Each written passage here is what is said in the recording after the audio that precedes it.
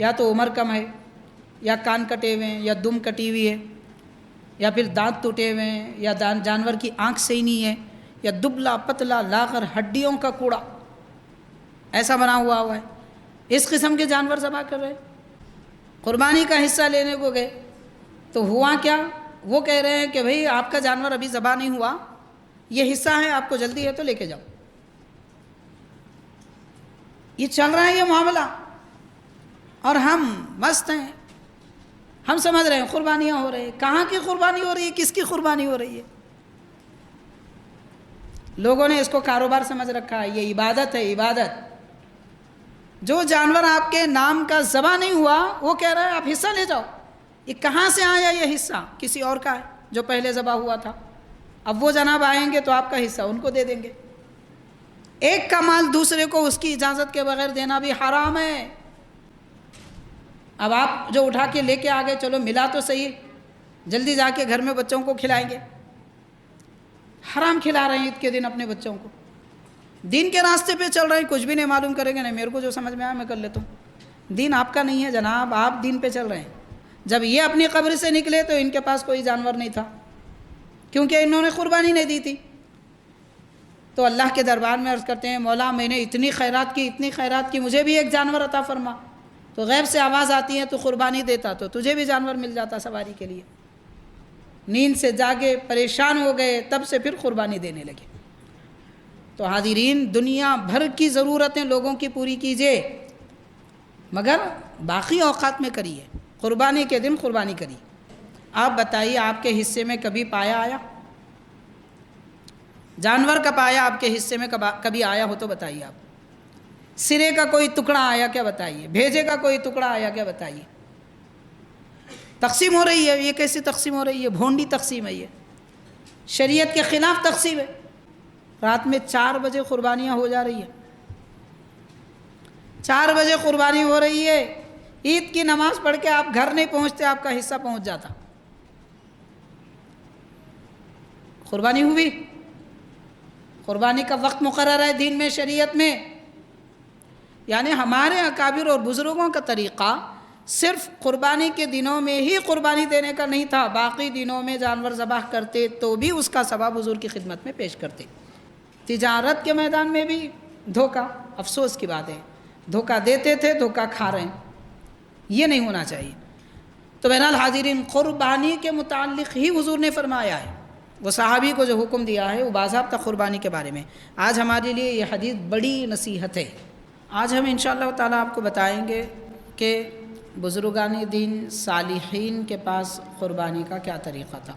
گوشت کی لذت بھی بدل جاتی ہے جب نیت بدل جاتی ہے. فصلی لربک وانحر، صدق اللہ العظیم.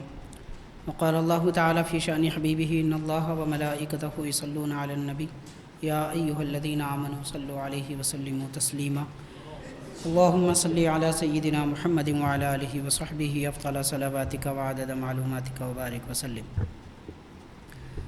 محترم حاضرین، معزز سامعین، السلام علیکم ورحمۃ اللہ وبرکاتہ.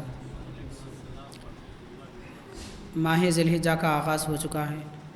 آنے والے جمعرات کا دن عید الاضحیٰ کا دن ہے. حاضرین، یہ مہینہ حرمت والے مہینوں میں شمار ہوتا ہے، یعنی وہ مقدس مہینہ جس میں دور جاہلیت میں بھی مشرکین جن مہینوں کی عزت کرتے تھے، تعظیم کرتے تھے، اور ان مہینوں میں لڑائی جھگڑے سے گریز کرتے تھے، ان کو حرمت والا مہینہ کہتے ہیں. تو حرمت والے مہینے دین اسلام میں 4 ہیں، ان میں سے ذوالقعدہ، ذوالحجہ، محرم. حاضرین، ذوالحجہ ایک عظیم یادگار کی یاد دلاتا ہے. وہ ہے حضرت ابراہیم علیہ السلام کی سنت، آپ کے شہزادے حضرت اسماعیل علیہ السلام کو اللہ کی راہ میں قربان کرنا. حضور پاک علیہ السلام نے ارشاد فرمایا، قربانیاں حضرت ابراہیم علیہ السلام کی سنت ہے، یعنی آپ کا طریقہ ہے، اور آپ نے جو طریقہ رائج کیا تھا، آپ کو اللہ تعالیٰ نے جو حکم فرمایا تھا اس کی آپ نے تکمیل فرمائی. اس یاد میں امت مسلمہ قربانیاں دیتی ہے، اور یہ نبی پاک علیہ السلام کا حکم بھی ہے. تو حضور پاک علیہ السلام کے حکم پر ابراہیم علیہ السلام کے طریقے پر عمل کیا جاتا ہے، اس کو قربانی کہتے ہیں۔ قربانی اسلام میں، فقہ میں دراصل ایک ایسے عمل کا نام ہے کہ اللہ کی راہ میں خاص جانور کو قربان کر دینا، ذبح کرنا اس کے نام پر، اللہ تعالیٰ کے نام پر خاص دنوں میں، یعنی عید الاضحیٰ اور اس کے بعد 2 دن اللہ کی راہ میں کوئی مخصوص جانور قربان کرنے کو قربانی کہتے ہیں، ذبح کرنے کو قربانی کہتے ہیں۔ قربانی بھی ایک عبادت ہے، جیسے نماز، روزہ، زکوٰۃ، حج عبادت ہے، قربانی بھی ایک عبادت ہے۔ نماز، روزہ، زکوٰۃ، حج جیسے کسی اور کے لیے نہیں کیے جا سکتے، قربانی بھی کسی اور کے لیے دینا جائز نہیں ہے۔ اگر کوئی کسی اور کے نام پہ قربانی دے معاذ اللہ تو وہ کافر ہو جاتا ہے۔ اللہ کے لیے ہی قربانی دینا ضروری ہے۔ ہاں، قربانی کا ثواب مرحومین کو پہنچایا جا سکتا ہے، قربانی کا ثواب حضور پاک صلی اللہ علیہ وسلم کی خدمت میں ہدیہ کیا جا سکتا ہے، لیکن قربانی اللہ کے لیے دینا مطلب جانور کو ذبح کرنا اللہ کی رضا کے لیے، اللہ کی خوشنودی کے لیے، یہ ایک عبادت کا طریقہ ہے، اس کو قربانی کہتے ہیں۔ باقی مال خرچ کرنے کے طریقے بہت سارے ہیں، لیکن ذبح کرنے کا طریقہ یہ ایک ہی ہے جو اللہ کے نام پہ کیا جاتا ہے، ان میں سے مخصوص جانور ہیں۔ حاضرین کرام، قرآن مجید میں بھی قربانی کا ذکر ملتا ہے، اس کا حکم ملتا ہے۔ احادیث شریفہ میں تفصیل کے ساتھ قربانی کی فضیلتیں اور اس کے احکامات بیان کیے گئے ہیں۔ آج ہم انشاءاللہ تعالیٰ آپ کو بتائیں گے کہ بزرگان دین صالحین کے پاس قربانی کا کیا طریقہ تھا، یا یوں سمجھ لیجئے کہ قربانی صالحین کیسے کرتے تھے۔ اولیاء اللہ، بزرگان دین، صحابہ کرام، حضور پاک علیہ السلام قربانی کیسے کرتے تھے، اس کے بارے میں آج انشاءاللہ کچھ تفصیلات آپ کے گوشے گزار کریں گے۔ حاضرین کرام، سب سے پہلے کہ حضور نبی پاک علیہ السلام قربانی ہر سال دیے۔ قربانی جو واجب ہوئی ہے ہجرت کے بعد ہوئی۔ نبی کریم علیہ السلام شہر مکہ میں اعلان نبوت کے بعد 13 سال قیام فرما رہے، اس کے بعد مدینہ پاک کو ہجرت فرمائے، تو مدینہ شریف ہجرت کرنے کے 1 سال کے بعد، ہجرت فرمانے کے 1 سال کے بعد قربانی واجب ہوئی۔ تو 9 سال حضور پاک صلی اللہ علیہ وسلم نے مسلسل قربانی دی ہے۔ قربانی واجب ہونے کے بعد 1 سال بھی حضور پاک صلی اللہ علیہ وسلم نے ایسا نہیں کیا کہ قربانی نہ دی ہو۔ تو قربانی متواتر طریقے سے، احادیث شریفہ سے، حضور کے عمل سے ثابت ہے، اس لیے قربانی دینا واجب ہے۔ امام اعظم ابو حنیفہ رحمۃ اللہ علیہ کے پاس قربانی دینا واجب ہے، مسلمان مالدار، عاقل و بالغ اور مقیم پر۔ کوئی مسافر ہے تو اس پہ قربانی واجب نہیں ہے، اور کوئی آدمی غریب ہے، دولت اس کے پاس اتنی نہیں ہے جتنا کہ نصاب کے بقدر ہونا چاہیے، یعنی 42.5 تولے چاندی یا اس کی قیمت، یا پھر اس کی مالیت کی کوئی بھی چیز نہیں ہے تو اس پہ قربانی واجب نہیں ہے۔ اسی طرح نابالغ لڑکوں پر قربانی واجب نہیں ہے، لڑکے لڑکیاں نابالغ ہوں اگرچہ کہ مالدار ہوں، مگر ان پر قربانی واجب نہیں ہے۔ مالداروں پر واجب ہے، مرد پر واجب ہے، مالدار عورت پر واجب ہے، اور مقیم پر واجب ہے، مطلب جو اپنے وطن میں رہتا ہے اس پر قربانی واجب ہے، سفر کرنے والے پر واجب نہیں ہو۔ وہ 3 دنوں میں اگر کوئی سفر میں ہو تو قربانی اس پر واجب نہیں ہے۔ خیر، تو حاضرین کرام، حضور نبی پاک علیہ السلام 9 سال تک مسلسل قربانی دی ہے۔ کس طریقے سے حضور پاک صلی اللہ علیہ وسلم قربانی دی، اس کی 4 باتیں میں عرض کروں گا آپ کے سامنے۔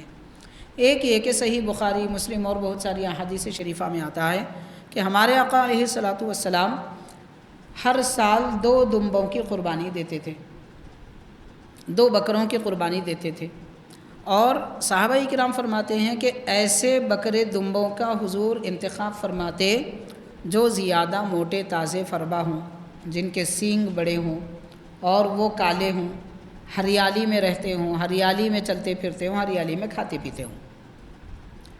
اس سے یہ معلوم ہوتا ہے کہ جب جانور خریدے جائیں تو ان کو قدرتی ہریالی، یعنی قدرتی طور پر گھاس کھلانی چاہیے، مصنوعی نہیں۔ کوشش یہ کرنا چاہیے کہ اس کو کھیتیوں میں چھوڑا جائے جو اپنی ذاتی ہو، یا پھر کسی کو پیسے دے کر جو بیکار گھاس زمین پر اگی ہوئی رہتی اس کو کھانے کے لیے چھوڑا جائے۔ اچھی خاصی پرورش کرنا مطلب یہ ہے۔ تو جانور کی اچھی پرورش کرتے حضور پاک علیہ الصلوۃ والسلام 2 دمبوں کا انتخاب فرماتے، اور ان کو جب ذبح فرماتے سرکار دو عالم صلی اللہ علیہ وسلم اپنے دست مبارک سے ذبح فرماتے۔ تو قربانی کا جانور جب ہم لیں تو اس کی خود دیکھ بھال بھی کریں اور اس کو اپنے ہاتھ سے ذبح کریں، قربانی اپنے ہاتھ سے دیں۔ یہ زیادہ پسندیدہ محبوب عمل ہے جو نبی پاک علیہ الصلوۃ والسلام کو محبوب ہے۔ حضور پاک علیہ الصلوۃ والسلام بکروں کے سینے کے پاس اپنا قدم مبارک یعنی گھٹنے مبارک رکھتے تھے۔ جب بکرے کو لٹاتے اس کے پاؤں دبا دیتے اور سینے کے اوپر اپنا قدم مبارک رکھتے، پھر اپنے سیدھے ہاتھ سے بسم اللہ اللہ اکبر کہہ کر جانور ذبح فرماتے۔ اس کے بعد یہ فرماتے اللہم تقبل ہذہ منی، کہ اللہ یہ ایک دمبا ہے یہ میری طرف سے قبول فرما، اور ایک دمبا ہے یہ میری امت کی طرف سے قبول فرما۔ تو 2 دمبوں کی قربانی ہر سال حضور دیتے اور ہر سال امت کی طرف سے قربانی دیتے۔ تو اب غور کیجئے کہ امت پر سرکار کی مہربانی کتنی بڑی ہے، اور آج ہم سال گزرنے پر بھی نبی پاک علیہ الصلوۃ والسلام کی خدمت میں قربانی کی بات اگر کی جائے تو بعض لوگ یہ کہتے ہیں کہ نہیں، جائز نہیں ہے حضور کی طرف سے قربانی دینا۔ ہر سال پیارے آقا امت کی طرف سے قربانی دی ہے اور امت یہ کہہ رہی ہے کہ نہیں، جائز نہیں ہے۔ اب آپ سمجھ لیجئے کہ واقعی وہ امت ہو سکتی ہے؟ اگر اللہ تبارک و تعالیٰ نے ہم کو استطاعت دی ہے تو ایک قربانی اپنی طرف سے دیں تو اور ایک قربانی حضور کی طرف سے بھی دیں، یعنی نیت یہ کریں کہ یہ قربانی میں اللہ کے دربار میں پیش کر رہا ہوں اور اس کا ثواب حضور پاک صلی اللہ علیہ وسلم کی خدمت میں ہدیہ ہے، یہ نیت کے ساتھ کریں۔ بہرحال حاضرین کرام، اچھا ایک بات یاد آ رہی ہے تو میں عرض کروں گا، ہم جو قربانی دیتے ہیں آپ اس کا گوشت الگ رکھیے، اور سرکار کے لیے جو قربانی دی جاتی ہے اللہ کے نام پر قربانی دیتے ہیں لیکن ثواب حضور کے لیے، تو سرکار کے لیے جو قربانی دی جاتی ہے پھر آپ اس کو چکر دیکھیے دونوں میں کتنا فرق محسوس کریں گے۔ گوشت کی لذت بھی بدل جاتی ہے جب نیت بدل جاتی ہے۔ دمبا وہی ہے، جانور وہی ہے، قربانی وہی ہے، لیکن جب ہم ہماری بات کرتے ہیں تو اس کی بات الگ ہے، پھر سرکار کی بات کریں تو برکتیں، اس میں لذتیں اور رحمتیں سب زیادہ سے زیادہ آ جاتی ہیں۔ نیت میں بھی اخلاص ہونا چاہیے، کوئی دکھاوے کو نہ کرے، مجبوری کو نہ کرے، کوئی کہہ رہے ہیں تو اس لیے نہ کرے، خالص پیارے آقا کی رضا جوئی کے لیے، اللہ تعالیٰ کی خوشنودی کے لیے کرے کہ حضور ہم سے راضی ہو جائیں، ہم خدمت میں حضور کے یہ پیش کر رہے ہیں، بس ہم کیا پیش کر سکتے ہیں؟ سرکار نے ایمان جیسی اتنی بڑی دولت عطا فرمائی، پہلے تو ہم ہیں نہیں، ہمارے پاس کچھ ہے نہیں، کچھ ہو بھی نہیں سکتا، 2 جہاں بھی حضور کی خدمت میں پیش کیے جائیں تو ہے چھے بیکار ہے، سرکار کے لیے کیا ضرورت ہے ان چیزوں کی؟ مگر ہم اپنی استطاعت کے مطابق کچھ بھی پیش کر رہے ہیں، تو نیت جب اچھی ہو جاتی ہے تو اس میں لذت بھی بدل جاتی ہے۔ خیر، تو حاضرین کرام، نبی پاک علیہ الصلوۃ والسلام ایک تو 2 دمبوں کی قربانی دیتے تھے، اور بخاری اور دوسری احادیث پاک میں آتا ہے حضور پاک علیہ الصلوۃ والسلام امہات المومنین کی طرف سے بڑے جانور کی قربانی دیتے تھے، گائے کی قربانی حضور پاک علیہ الصلوۃ والسلام امہات المومنین کی طرف سے دیا کرتے تھے۔ تو قربانی کا یہ دوسرا طریقہ ہے، پیارے آقا کیسی قربانیاں دیتے تھے۔ آپ غور کیجئے، ایک طرف دمبے کی قربانی ہو رہی ہے، ایک طرف بڑے جانور کی قربانی ہو رہی ہے۔ پھر مستدرک حاکم، مسند امام احمد اور دوسری احادیث کی کتابوں میں آتا ہے حضور پاک علیہ الصلوۃ والسلام 100 اونٹوں کی قربانی دیتے تھے۔ سرکار کے قربانی دینے کے 3 طریقے، 100 اونٹوں کی قربانی دیتے تھے، ان میں سے 60 اونٹ حضور اپنے دست مبارک سے ذبح فرماتے اور 40 اونٹ حضرت علی رضی اللہ تعالیٰ عنہ کو عطا فرماتے کہ آپ ذبح کریں۔ تو اس طریقے سے 100 اونٹوں کی قربانی بھی حضور دیتے تھے۔ آپ غور کیجئے کہ قربانی ایسی کتنی بڑی عبادت ہے کہ پیارے آقا صلی اللہ علیہ وسلم 3 جانوروں کی قربانیاں دے رہے ہیں، 3 قسم کے، یعنی قربانی دینے کے لیے جو جانور مقرر ہیں شریعت میں وہ 3 قسم کے ہیں، بڑا جانور اونٹ، اس کے بعد گائے بیل، اس کے بعد بکرا دمبا، تو وہ تینوں قسم کے جانوروں کی قربانی حضور دیا کرتے تھے۔ آج ہم ایک گائے میں حصہ لے لیتے ہیں، ایک بڑے جانور میں حصہ لے لیتے ہیں اور کہتے ہیں کہ بس ہے، لیکن پیارے آقا صلی اللہ علیہ وسلم گائے کی بھی قربانی، بڑے جانور کی بھی قربانی دیتے، بکرے کی بھی قربانی دیتے، پھر اونٹ کی بھی قربانی دیا کرتے تھے۔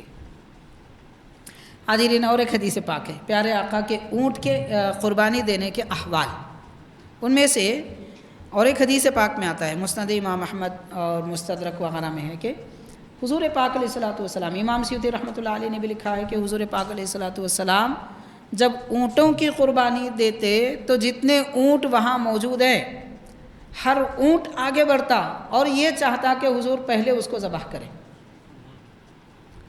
اونٹ گویا کہ پیش قدمی کرتے، آگے بڑھتے، ایک دوسرے پر فوقیت دیتے کہ پہلے میں اللہ کے نبی کے دست پاک سے ذبح ہو جاؤں۔ گویا کہ وہ حیوانات کو بھی شوق تھا کہ پیارے آقا کے دست مبارک سے اللہ کی راہ میں قربان ہو جائے۔ تو غور کیا جائے، حیوان بھی جانتے تھے یہ اللہ کے رسول ہیں، حیوان بھی جانتے تھے کہ ان کے ہاتھ سے ذبح ہونا ہمارے لیے خوش قسمتی ہے۔ اب آپ غور کیجئے، حیوانوں کو اتنی قدر تھی، اتنی سمجھ بوجھ تھی، پھر انسانوں کو کتنی ہونی چاہیے؟ ہم اندازہ کریں ہماری عقل کدھر ہے، اونٹنیوں کی عقل کدھر ہے؟ وہ کتنے بڑے عقل والے اور ہم کتنے بے عقل ہوتے جا رہے ہیں۔ بہرحال حاضرین کرام، حضور پاک علیہ الصلوۃ والسلام جو قربانی دیتے تھے ان قربانیوں کے متعلق احادیث پاک میں 4 باتیں ملتی ہیں۔ اس کے بعد صحابہ کرام کی قربانیاں، صحابہ کرام کی قربانیوں کی بات آتی ہے تو روایت میں آتا ہے حضرت ابوبکر صدیق، حضرت عمر رضی اللہ تعالی عنہما کبھی قربانی نہیں دیتے تھے۔ ان کی قربانی دینے کا ذکر ہے، ہر سال قربانی دیتے تھے حضرت صدیق اکبر، حضرت فاروق اعظم رضی اللہ تعالیٰ عنہما، مگر کبھی قربانی نہیں دیتے تھے اس وجہ سے کہ کہیں یہ نہ سمجھیں لوگ کہ قربانی فرض ہے، اس وجہ سے وہ قربانی نہیں دیتے تھے۔ کیوں نہیں دیتے تھے؟ قربانی وہ حضرات کبھی اس لیے نہیں دیتے تھے تاکہ لوگ اسے فرض نہ سمجھ بیٹھیں، اس لیے کہ حضرت ابوبکر، حضرت عمر رضی اللہ تعالیٰ عنہما خلیفہ تھے، امیر تھے، امیر اور خلیفہ کو دیکھ کر لوگ عمل کرتے ہیں۔ تو وہ لوگ دیکھتے تھے کہ حضرت ابوبکر و عمر رضی اللہ تعالیٰ عنہما ان کے پاس دولت نہیں ہے، ثروت نہیں ہے، بیت المال سے ان کو ان کے گھر کا خرچ ملتا ہے مختصر سا، اور اسی خرچ پہ وہ گزارا کرتے ہیں۔ بڑے تاجر تھے، بڑے مالدار تھے، جب سے خلیفہ بنے ساری تجارت ختم کر دی، بیت المال پر گزارا کرتے ہیں وہ بھی مختصر سا۔ تو ان کے پاس اتنی دولت، اتنا مال نہیں تھا کہ قربانی واجب ہو، اور واجب نہ ہونے پر بھی اگر وہ مسلسل دیں گے، دیکھنے والے یہ نہ سمجھیں کہ کیا قربانی فرض ہے، کہ استطاعت نہ ہو تو بھی دینا ہے، ایسا نہ سمجھیں۔ اس وجہ سے آپ نے کبھی قربانی نہ دی، یہ وجہ تھی نہ دینے کی۔ واجب تھی نہیں دیے یہ نہیں، مالدار تھے نہیں دیے ایسا مطلب نہیں ہے، مالدار تو تھے نہیں، مگر قربانی سے محبت، اللہ کے نبی کا عمل اللہ تعالیٰ کو پسند، اس وجہ سے قربانی دیتے تھے، استطاعت نہ ہونے پر بھی کبھی چھوڑتے بھی تھے، اس لیے چھوڑ دیتے تھے تاکہ لوگ اس کو ضروری نہ سمجھیں، مطلب فرض نہ سمجھیں، مالدار نہ ہو تو بھی فرض نہ جانے، اس وجہ سے چھوڑ دیتے تھے۔ یہ حضرت ابوبکر عمر رضی اللہ تعالیٰ عنہما کی قربانی کا تذکرہ ہے۔ اور حاضرین، اور ایک قربانی کے متعلق ایک پیاری بات ہے، جیسا کہ ابھی ہم نے عرض کیا، صحابہ کرام میں جو قربانیاں دی جاتی ہیں وہ قربانیوں میں حضرت سیدنا علی رضی اللہ تعالیٰ عنہ، باضابطہ روایت میں آتا ہے، مسند امام احمد میں ہے، حضرت سیدنا علی رضی اللہ تعالیٰ عنہ ہر سال 2 قربانیاں دیتے تھے۔ آپ سے پوچھا گیا کہ آپ 2 قربانی کیوں دیتے ہیں؟ ایک قربانی واجب ہے اگر آپ مالدار ہیں، ویسے حضرت مولا علی رضی اللہ تعالیٰ عنہ بھی مالدار نہیں تھے، دور خلافت میں مالدار نہیں تھے، خلافت سے پہلے مالدار، پورے خلفاء ایسے تھے، دور خلافت میں مالدار نہیں تھے۔ ایک عثمان غنی رضی اللہ تعالیٰ عنہ پہلے سے بھی بہت بڑے مالدار، خلافت کے دور میں بھی بہت بڑے مالدار تھے، لیکن 3 خلفاء حضرت ابوبکر و عمر، حضرت علی رضی اللہ تعالیٰ عنہم اجمعین، کہ یہ حضرات پہلے تجارت کرتے تھے، خلافت سنبھالنے کے بعد میں تجارت چھوڑ دی ہے، اس لیے مالدار نہیں تھے، ان پہ قربانی واجب نہیں تھی۔ اس کے باوجود حضرت سیدنا علی رضی اللہ تعالیٰ عنہ ہر سال 2 قربانیاں دیتے تھے۔ آپ قربانی دے کر یہ کہتے تھے کہ پروردگار ایک قربانی میری طرف سے اور ایک قربانی میرے آقا حبیب کریم صلی اللہ علیہ وسلم کی طرف سے۔ تو حضرت سیدنا علی رضی اللہ تعالیٰ عنہ حضور پاک صلی اللہ علیہ وسلم کی طرف سے قربانی دیتے تھے۔ اس سے یہ ثابت ہوتا ہے کہ آج ہم جو عمل کرتے ہیں کہ بہت سارے لوگ ہیں خود بھی قربانی دیتے ہیں، حضور کی طرف سے بھی قربانی کا جانور پیش کرتے ہیں، تو یہ حضرت علی رضی اللہ تعالیٰ عنہ کے طریقے پہ عمل ہے، صحابہ کرام کا اس پہ عمل رہا ہے، اس کو غلط نہیں کہہ سکتے۔ بعض لوگ کہہ رہے ہیں کہ نہیں حضور کے نام سے دینا ایک محاورہ ہے، وہ حضور کے نام سے دینا مطلب حضور پاک صلی اللہ علیہ وسلم کی خدمت میں ہدیے کے لیے حضور کی طرف سے قربانی دینا۔ قربانی کا جانور اللہ کے نام پہ ذبح ہوتا ہے، مگر دیا جاتا ہے کسی کی طرف سے، جیسے آپ اپنی طرف سے یا کوئی اور اپنی طرف سے، تو حضور پاک صلی اللہ علیہ وسلم کی طرف سے قربانی دینا بھی بالکل جائز ہی نہیں بلکہ بہترین عمل ہے۔ حاضرین کرام، حضرت سیدنا علی رضی اللہ تعالیٰ عنہ ہر سال 2 دمبوں کی قربانی اس طریقے سے دیتے تھے، یہ صحابہ کرام کا عمل رہا ہے۔ اور ایک روایت میں آتا ہے کہ جب قربانی کا جانور ذبح کرنے کا وقت آتا، صحیح بخاری وغیرہ کی روایات میں ہے، حضور پاک صلی اللہ علیہ وسلم امہات المومنین سے فرماتے آئیے اپنی قربانی کے جانور کے قریب آئیے، تو امہات المومنین بھی اس وقت وہاں موجود رہتی جب قربانی ذبح کی جاتی، قربانی کا جانور ذبح کیا جاتا۔ بلکہ بعض روایتوں میں آتا ہے حضور پاک صلی اللہ علیہ وسلم نے حضرت سیدہ کائنات فاطمہ زہرا رضی اللہ تعالی عنہا سے فرمایا کہ اے فاطمہ اٹھو، اپنی قربانی کے قریب آؤ، قربانی کے جانور کے قریب آؤ، چھری تیز کرو۔ تو معلوم یہ ہوا کہ خواتین بھی قربانی کا جانور ذبح کر سکتی ہیں۔ نبی پاک علیہ السلام نے حضرت عائشہ صدیقہ، حضرت فاطمہ رضی اللہ تعالی عنہما، ان حضرات کو باضابطہ حکم فرمایا کہ وہ قربانی کے جانور کے قریب آ جائیں، چھری تیز کریں۔ حاضرین کرام، تو یہ سیدہ کائنات حضرت فاطمہ رضی اللہ تعالی عنہا بھی قربانی دیتی تھی، اس قربانی کا ذکر حدیث پاک میں ہم کو ملتا ہے۔ احادیث شریفہ میں صحابہ کرام کے قربانیوں کے متعلق جو تفصیلات بیان کی گئی ہیں، ان میں سے یہ چند اہم تفصیلات ہیں کہ ہمارے اکابر اور بزرگان دین کی قربانیاں کیسی تھیں، وہ کس طرح کی قربانیاں دیا کرتے تھے اور ان کے پاس کیا طریقہ کار تھا۔ حاضرین کرام، اور ایک حدیث پاک ہے، اس حدیث کو ہم نے ایک تجارت کے موقع پہ بہت پہلے بیان کیا تھا کہ ایک صحابی فرماتے ہیں حضرت غرقدہ، وہ فرماتے ہیں کہ نبی پاک علیہ السلام نے حضرت غرقدہ رضی اللہ تعالی عنہ کو 1 دینار عطا فرمایا۔ 1 دینار یہ سونے کا سکہ ہوتا ہے، تو سونے کا سکہ 1 دینار حضور نے ان کو عطا فرمایا اور ارشاد فرمایا کہ قربانی کے لیے ایک جانور خرید لاؤ۔ تو حضور پاک صلی اللہ علیہ وسلم قربانی کا جانور خریدنے کے لیے کسی کو بھیجتے تھے، اس کو کہتے ہیں وکیل بنانا۔ تو سرکار نے وکیل بنایا تھا، ایک صحابی کو بھیج کر منگوایا، تو وہ صحابی 1 دینار لیے اور 1 بکری خریدی۔ حضور نے فرمایا کہ 1 دینار لو، 1 بکری قربانی کا جانور خریدو۔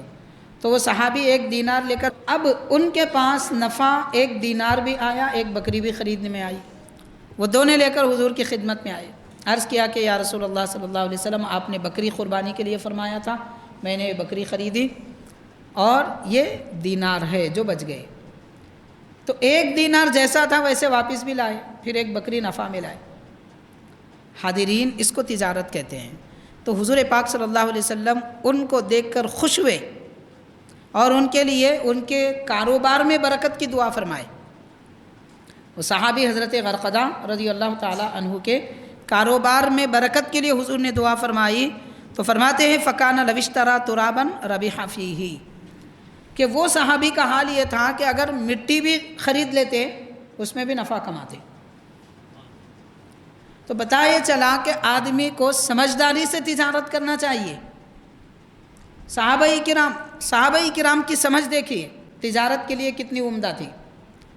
1 دینار لے کر نکلے اور ایسے بازار میں گئے جہاں پر 1 دینار میں 1 بکری ملتی تھی، تو وہاں معلوم کیا 1 دینار میں 1 بکری ہے تو نہیں خریدے، دوسرے بازار میں گئے، دوسرے بازار میں جا کر وہاں پر 1 دینار میں 2 بکریاں مل رہی تھی، تو وہ 2 بکریاں خرید لیے۔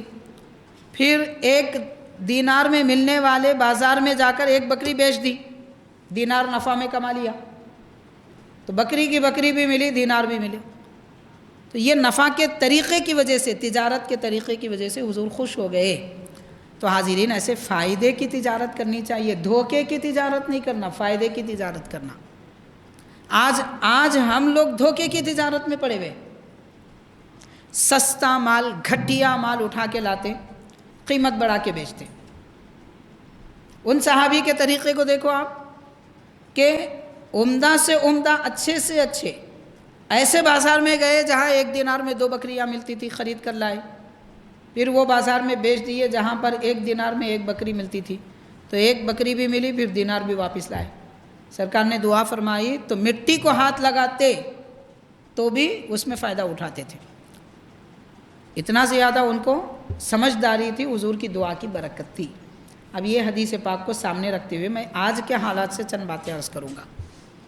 حاضرین، آج ہم مسلمانوں کو اگر جانور خریدنا ہے قربانی کا، تو گاڑی لے کے پیسے خرچ کر کے 50 کلومیٹر 100 کلومیٹر دور جاتے ہیں۔ چلو اچھی بات ہے، وہ بہت دور جا رہے ہیں جانور خریدنے کے لیے، خرید کے تو لا رہے ہیں، مگر دور سے خرید کے لانے والا آدمی اس قیمت سے بڑھ کے بیچ رہا ہے جو شہر میں ہی خرید کے بیچنے والے بیچ رہے ہیں۔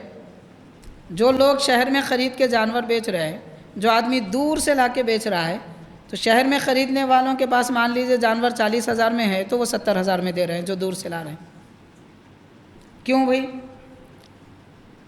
اب اس کے پیچھے ایک بڑا دکھڑا ہے، وہ یہ کہہ رہے ہیں کہ نہیں، ہم گئے تھے خریدنے کے لیے، سستے میں مال ملا، مگر راستے میں جو ہے لوگ پکڑ لیے اور اس کو چھڑانے کے لیے ہم کو اتنے پیسے لگ گئے، اس لیے جانور مہنگا ہو گیا۔ یہ کوئی عقل مندی کی بات ہے؟ یہ کون سی عقل مندی کی بات ہے؟ ایک بات مسلمان کو اچھی طرح یاد رکھنی چاہیے، قربان جائیے پیارے آقا صلی اللہ علیہ وسلم پر، کیا احسان ہے حضور کا۔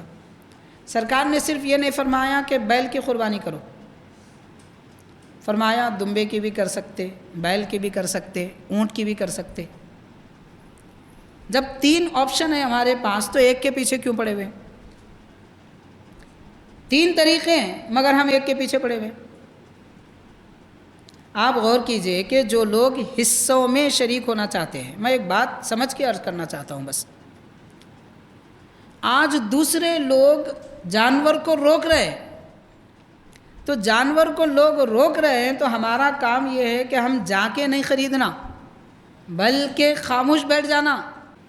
شہر کے بازار میں جب جانور آ جائے گا خود بخود سستا ہو جائے گا، ہم جا کے خریدیں گے تو مہنگا ہو جائے گا، لیکن ہم اپنے ذاتی نفع کی خاطر دور دراز علاقے میں جا کے خرید رہے ہیں، پھنس رہے ہیں، جانور بھی ہاتھ سے گئے، محنت بھی ہاتھ سے چلی گئی، کاروبار ٹھپ پڑ گیا، پورے پیسے جو لگا دیے تھے خراب ہو گئے۔ تو یہ کوئی عقل مندی کی بات نہیں ہے۔ شہر میں بیٹھے رہیے تاکہ جانور بیچنے والا خود لا کے بیچے، جب وہ لا کے بیچے گا تو ہمارے پاس خدشہ ہی نہیں رہے گا، وہ ذمہ دار ہوگا۔ اب اس کا مال کون لوٹے گا؟ بھئی آپ داڑھی ٹوپی اور مسلمان کے نام سے خریدیں گے تو آپ کا مال لوٹ لیں گے، کوئی غیر آدمی اگر بیچنے کے لیے لائے گا تو کون اس کا مال لوٹے گا؟ کوئی نہ لوٹے گا، تو ہم تو نفع میں رہیں گے۔ یہ عقل مندی کا کام کیوں نہیں کرتے ہم مسلمان؟ یہ بڑے افسوس کی بات ہے۔ نہیں، بکرے مہنگے ہیں، بڑا جانور خریدیں گے تو جو ہے اس میں ہم کو تھوڑا سستا ہو جاتا۔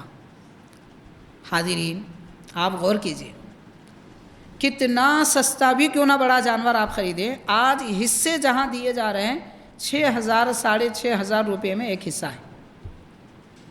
آپ 2,500 روپے زیادہ ڈال لو، آپ کو ایک بکرا مل جائے گا، 1 سال کا بکرا لیجئے بس، بڑا فربا لینے کی ضرورت نہیں ہے، جتنی استطاعت ہے۔ بہرحال کوشش یہ کرنا چاہیے کہ بڑے جانور ذبح کرنے سے گریز کریں چند دنوں تک۔ تھوڑے پیسے 2-2,500 روپے زائد جاتے ہیں، جانے دیجئے، مگر دمبے کی قربانی کریے، اس کا نتیجہ یہ نکلے گا کہ یہ لوگ कौड़ी के दाम में ला के बेचेंगे। लेकिन हमारे पास पहले तो अक़ल नहीं है तो इस्तेमाल नहीं करते, इस्तेमाल करना चाहेंगे भी तो बाज़ लोग इस्तेमाल नहीं करने देते। ये है हमारे पास। दूसरा जल्दबाजी है, सब्र नहीं है। छोड़ दीजिए चंद दिन, क्या फ़र्क पड़ेगा। 1 साल 2 साल 3 साल बड़े जानवर की कुर्बानी करना छोड़ दीजिए। उसके बाद देखिए आपके घर पे दस्तक दे के लेके बोलेंगे लोग, भाई जानवर ख़रीद लो, बोले गली गली फिरेंगे, जानवर ख़रीदो बोल के फिरेंगे।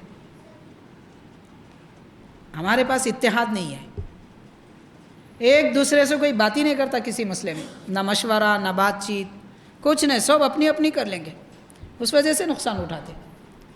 तो तिजारत करने का तरीक़ा, मैं हदीस पाक अर्ज़ कर रहा हूँ आपसे। प्यारे आका सल्लल्लाहु अलैहि वसल्लम ने एक सहाबी को 1 दिनार दिया बकरी ख़रीद के लाओ कुर्बानी के लिए।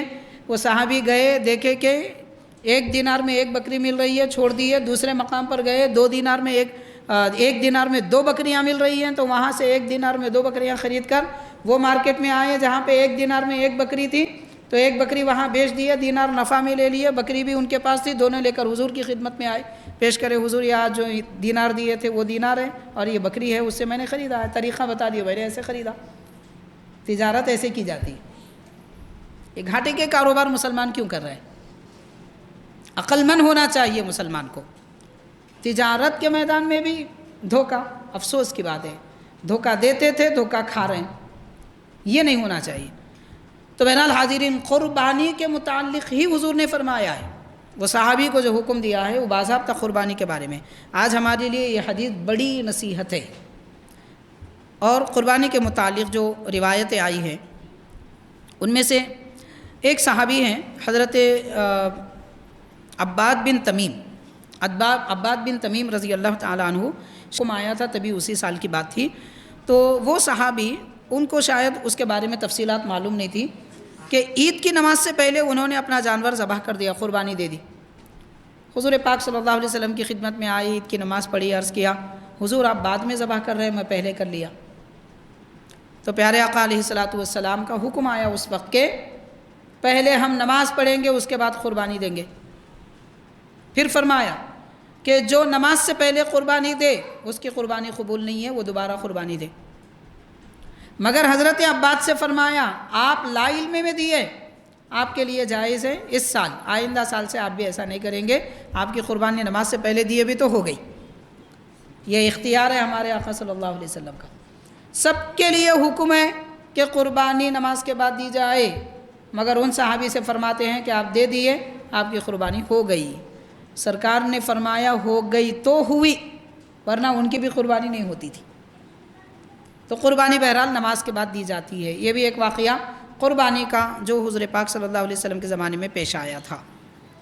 हाज़िरीन किराम, एक सहाबी हज़रत उस्मान बिन मज़ऊन रज़ी अल्लाह ताला अन्हु,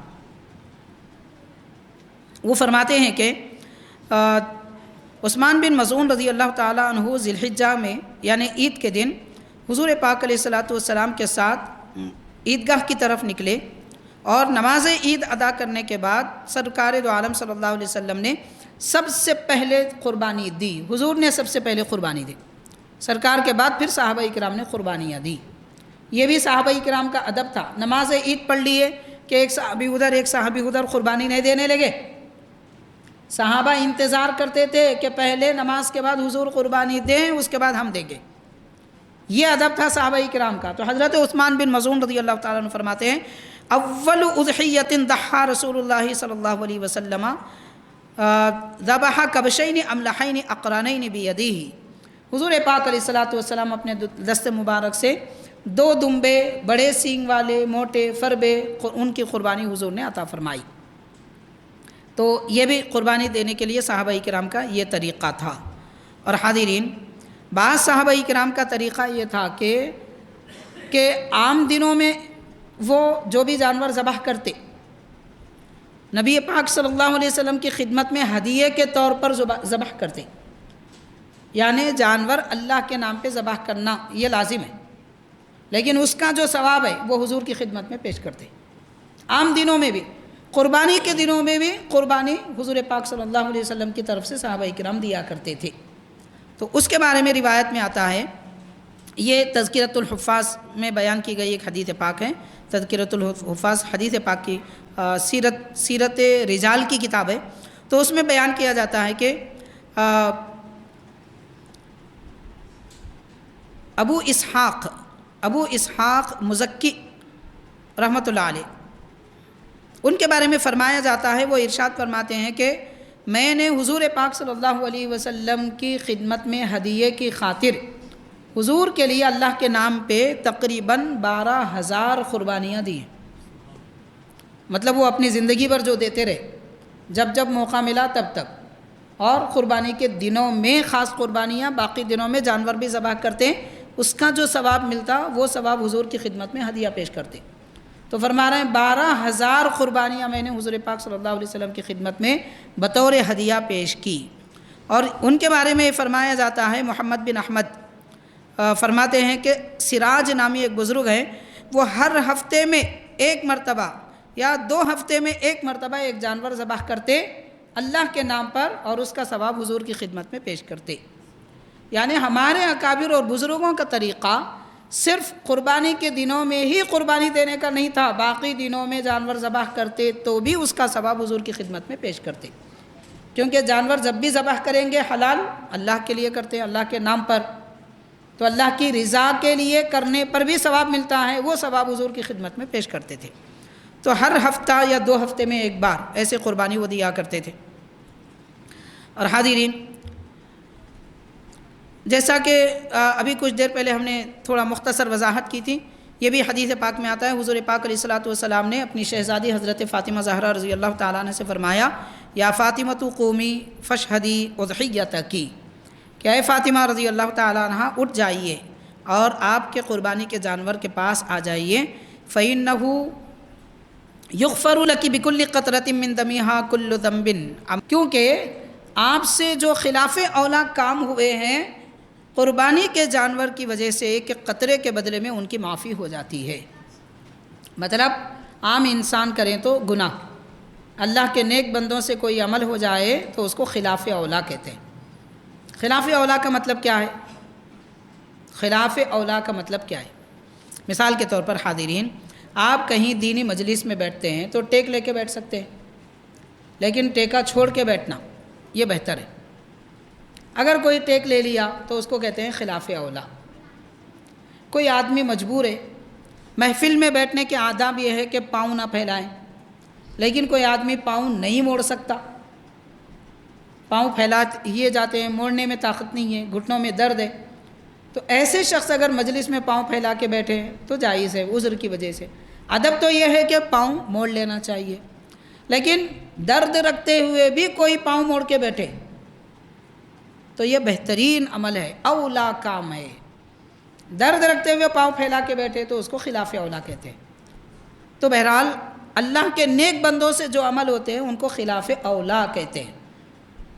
تو حضور پاک علیہ الصلوۃ والسلام نے اپنی شہزادی حضرت فاطمہ رضی اللہ تعالیٰ عنہ سے فرمایا کہ قربانی کے جانور کے پاس آئیے، اٹھ جائیے۔ تو پتہ یہ چلا جو جانور ذبح کر رہے ہیں وہ قربانی کے جانور کے قریب ہونا چاہیے۔ اب ایسا نہیں جیسا کہ آپ حیدرآباد میں ہیں اور قربانی ہو رہی ہے آسام میں، ہو رہا ہے آج کل ایسا، تو ہم آسام میں اپنا نام دے دیے اور وہاں پہ جو ہے قربانی کے پیسے دے دیے، ہم یہاں خوش ہیں، ہماری قربانی ہو گئی۔ ہم کو یہ نہیں معلوم کہ ہمارے لیے جو جانور خریدا گیا تھا وہ کون سا ہے، اور اس جانور میں کتنے لوگ شریک ہیں، وہ کب ذبح ہوا بھی نہیں ہوا بھی کوئی پتہ نہیں ہے۔ بس کوئی بول دیا آپ دے دو، ہم جو ہے ذبح کر دیں گے، وہاں غریبوں میں تقسیم کر دیں گے، ہم دے دیے، ختم، خاموش ہو گئے۔ حاضرین کرام آپ غور کیجئے،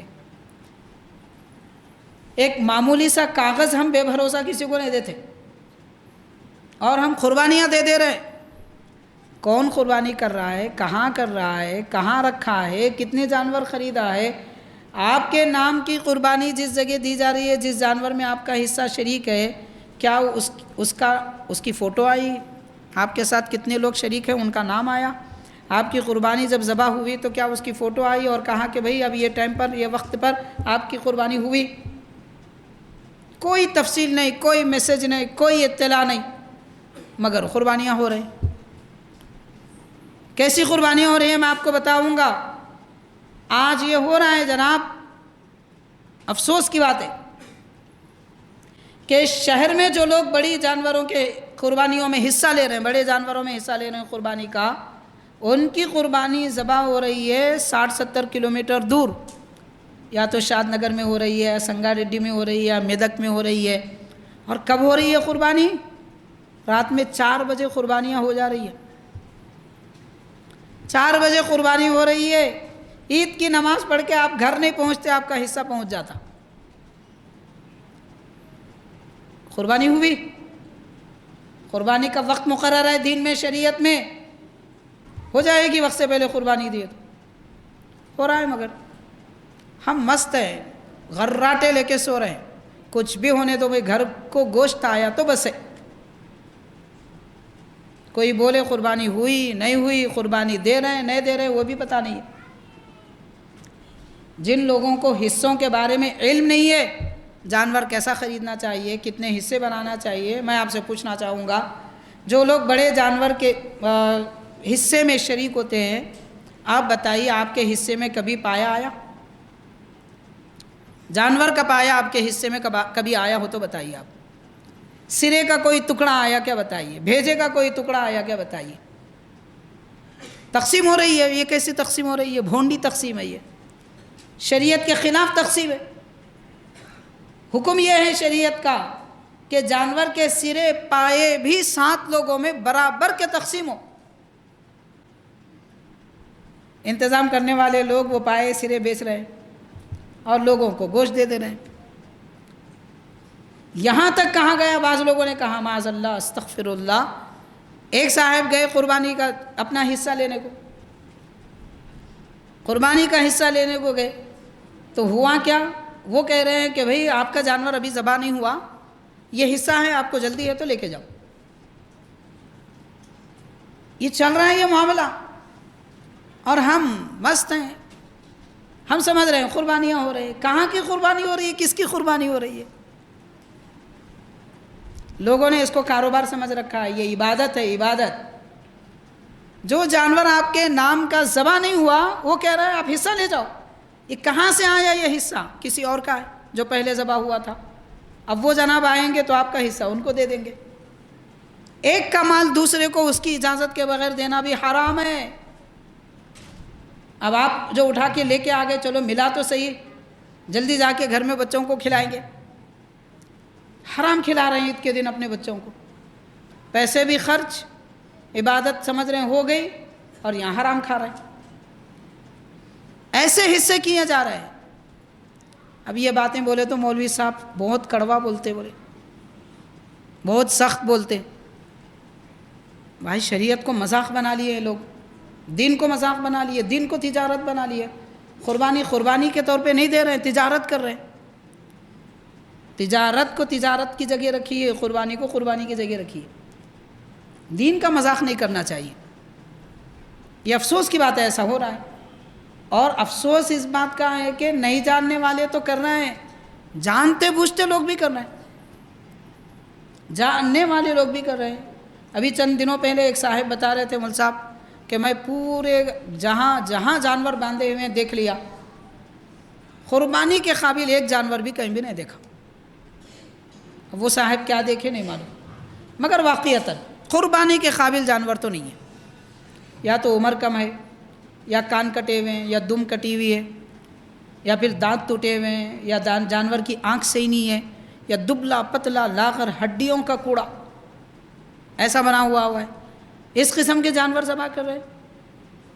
ایک حصے میں 4 کلو 5 کلو گوشت آ رہا ہے ہڈیوں سمیت، تو آپ سوچئے کیسا جانور اس نے ذبح کیا ہوگا۔ تو یہ حصوں میں شرکت کریں گے تو یہ خرابیاں ہو رہی ہیں۔ بہرحال آپ کی قربانی ہے، آپ اپنی حفاظت کر لیجئے، آپ کے لیے سلامتی ہے۔ حاضرین کرام، بزرگان دین قربانیاں کیسے کرتے تھے، کس کس طریقے سے کرتے تھے، وہ باتیں ہم آپ کے سامنے عرض کر رہے تھے۔ انہیں میں سے ذکر کیا جاتا ہے کہ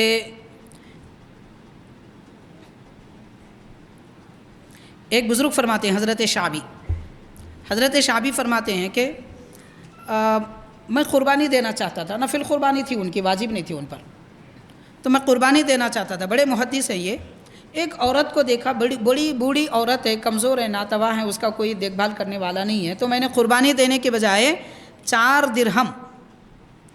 درہم میں جو قربانی آتی تھی وہ درہم میں نے اس عورت کو دے دی۔ اس کے بعد انہوں نے کہا کہ قربانی دینے سے زیادہ میں اچھا سمجھتا ہوں کہ یہ درہم میں نے اس عورت کو عطا کیے جو ضرورت مند تھی۔ مطلب یہ ہے کہ اب یہ نہیں سمجھنا قربانی دینے سے اچھا ہے کیا، جو قربانی واجب ہے، واجب قربانی کا ادا کرنا ہی ضروری ہے۔ واجب قربانی چھوڑ کر کسی کی مدد کرنے کی بات نہیں کی جا سکتی۔ جیسے بعض لوگ آج کل یہ سمجھ رہے ہیں کہ غریب لڑکی کی شادی ہم قربانی کرنے کے بجائے اتنے پیسے وہاں دے دیں گے، نہ قربانی ہوئی نہ کچھ ہوا، جو دیے وہ تو خیر ثواب ملے گا، مگر قربانی نہ دینے کا گناہ سر پر ہے۔ ہاں، نفل قربانی اگر کوئی دینا چاہتا ہے جس پہ قربانی واجب نہیں ہے، استطاعت نہیں ہے، تو استطاعت نہ رکھتے ہوئے قربانی دینے کا ارادہ تھا، وہی پیسے اگر کسی ضرورت مند کو دیتا ہے تو بالکل درست ہے۔ تو ضرورت مند کو دینا ضروری ہے، ہم جس کو ضرورت مند سمجھ رہے ہیں وہ نہیں، واقعتاً وہ ضرورت مند ہونا۔ عام طور پر شادیوں کی جگہ پر جو لوگ اپنا پیسہ زکوٰۃ یا قربانی کا خرچ کر رہے ہیں وہ ضرورت مند نہیں ہوتے، کیونکہ شادی کی جب بات آتی ہے تو لڑکی کے پاس سونا چاندی رہتا ہے، اس کے لیے تو رکھا ہوا ہے سونا چاندی، پھر وہ خود اس قابل ہے کہ اس پہ قربانی واجب ہے، اس پہ زکوٰۃ واجب ہے، اور آپ زکوٰۃ کا پیسہ اس کو دے رہے ہیں، تو نہ زکوٰۃ ادا ہوئی نہ قربانی ادا ہوئی۔ تو سوچ سمجھ کے کرنا چاہیے معاملہ، جو کام کرنا ہے پہلے دین کے مسائل سمجھ لیں، اس کے بعد کریں۔ ہم ایک سڑک پہ بھی چلتے ہیں تو ٹریفک رولز معلوم کر کے چلتے ہیں، دین کے راستے پہ چل رہے ہیں، کچھ بھی نہیں معلوم کریں گے، نہیں میرے کو جو سمجھ میں آیا میں کر لیتا ہوں۔ دین آپ کا نہیں ہے جناب، آپ دین پہ چل رہے ہیں، دین اللہ کا ہے، اللہ کے رسول کا ہے، جیسا قرآن و حدیث میں بتایا گیا ویسا چلنا ضروری ہے، اپنی مرضی سے نہیں چل سکتے۔ تو خیر یہ نفل قربانی تھی۔ حضرت شعبی رحمۃ اللہ علیہ فرما رہے ہیں اگر واقعتاً کوئی ضرورت مند ہے، ضرورت مند کی ضرورت پوری کرنا نفل قربانی دینے سے بھی اچھا ہے، ضرورت پوری کرنا، اس لیے حضرت شعبی نے یہ عمل کیا۔ مگر ایک صحابی ایک بزرگ ہے، ان کے بارے میں حضرت ابن اسحاق رحمۃ اللہ علیہ وہ فرماتے ہیں میرے ایک دوست کا انتقال ہوا تو مجھے بہت تشویش ہوئی کہ کئی دنوں سے وہ خواب میں نہیں آئے، میں ان کو دیکھنا چاہتا تھا، ان کا حال جاننا چاہتا تھا۔ یہ طریقہ تھا بزرگوں کا، ایک دوسرے کے حالات ان کے انتقال کے بعد بھی معلوم کرنا چاہتے تھے، ان کے پاس اتنی طاقت تھی، وہ مانگتے تھے رب سے تو رب ان کو بتاتا تھا۔ تو ایک بار وہ فرماتے ہیں حضرت ابن اسحاق کہ میں نے اللہ کے دربار میں عرض کیا مولا میرے دوست تیرے دربار میں ان کا کیا حال ہے، میں دیکھنا چاہتا ہوں۔ جب ان کی آنکھ لگی تو انہوں نے خواب میں دیکھا دوست آئے ہیں، موسیٰ ان کا نام تھا، پوچھا کہ موسیٰ کیا حال ہے؟ وہ کہتے ہیں کہ ایک عمل کی وجہ سے اللہ نے مجھے بخش دیا، ایک عمل کی وجہ سے اللہ تعالیٰ نے بخش دیا۔ تو فرمایا کہ وہ عمل یہ تھا ایک بوڑھی عورت کو میں نے ضرورت کی وجہ سے کچھ خیرات کر دی تھی، رب تبارک و تعالیٰ کو میرا وہ عمل پسند آیا، اللہ نے اس کی وجہ سے مجھے معافی عطا فرمائی۔ مطلب باقی سب اعمال ان کے بیکار تھے کیا؟ یہ معنی نہیں ہے، نیکیاں تو بہت کرتے ہیں انسان، مگر اللہ تعالیٰ کو کوئی ایک نیکی پسند آ جاتی ہے اور اس نیکی کی وجہ سے اللہ تعالیٰ اسے معاف فرماتا ہے۔ باقی نیکیاں ثواب میں آتی ہیں، باقی اعمال ثواب میں درجات کی بلندی میں کام آتے ہیں، بخشش کے لیے وہ نیکی کام آتی ہے جو رب کو پسند آئے۔ اب یہ نہیں ہم نہیں کہہ سکتے اللہ کو کون سا عمل پسند آئے، اس لیے اپنے اعمال کو چھپا کے رکھنا چاہیے۔ جو کرے دکھا رہے ہیں، حج کو جا رہے ہیں دکھا رہے ہیں، قربانی کر رہے ہیں دکھا رہے ہیں، کسی کو خیرات کر رہے ہیں دکھا رہے ہیں، جو کر رہے ہیں دکھا رہے ہیں۔ وہی کوئی عمل ایسا تو رکھیے کہ نہ دکھاؤ، اللہ کے لیے ہو، تاکہ اللہ تعالیٰ کو بھی پسند آ جائے۔ پھر وہ بزرگ فرماتے ہیں کہ بخشش تو میری ایک عمل کی وجہ سے ہو گئی، اور لیکن میں جو دنیا میں قربانیاں دیتا تھا وہ جانور آج بھی میرے پاس آتے ہیں، میں ان پہ سوار ہو کر جہاں چاہے تفریح کرتا ہوں۔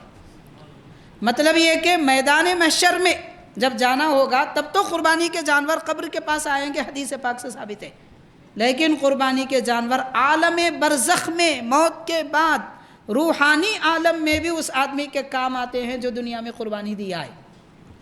تو یہ قربانی کی فضیلتیں ہیں۔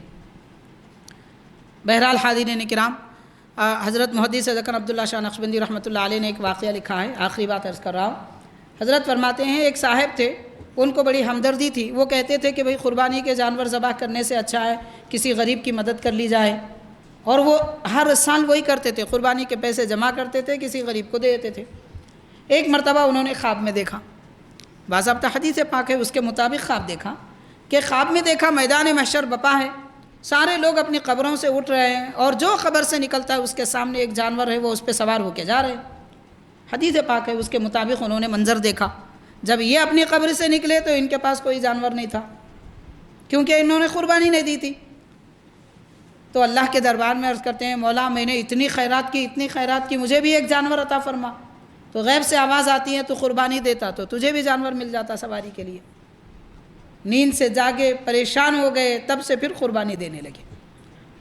تو حاضرین، دنیا بھر کی ضرورتیں لوگوں کی پوری کیجئے، مگر باقی اوقات میں کریے، قربانی کے دن قربانی کریے، جس وقت جو کام کرنا ہے وہ کام کرنا۔ فرض نماز کا وقت ہے، اب آپ کہہ رہے ہیں کہ ارے فرض نماز کا وقت ہے، اس سے زیادہ ضروری ہے نماز جنازہ، وہاں کوئی نہلانے والا نہیں ہے، تو آپ نماز جنازہ کی طرف جا رہے ہیں۔ فرض نماز کی اہمیت ہے نماز جنازہ کی، تو جو قربانی چھوڑ کر کسی کی مدد کرنے کو زیادہ ضروری سمجھتے ہیں وہ ایسے ہی ہے۔ نماز جنازہ کے لیے کوئی وقت مقرر نہیں ہے، کبھی بھی کیا جا سکتا، فرض کے لیے وقت مقرر ہے، قربانی کے لیے وقت مقرر ہے، باقی خیرات کے لیے سال بھر پڑا ہوا ہے، کبھی بھی کر سکتے ہیں۔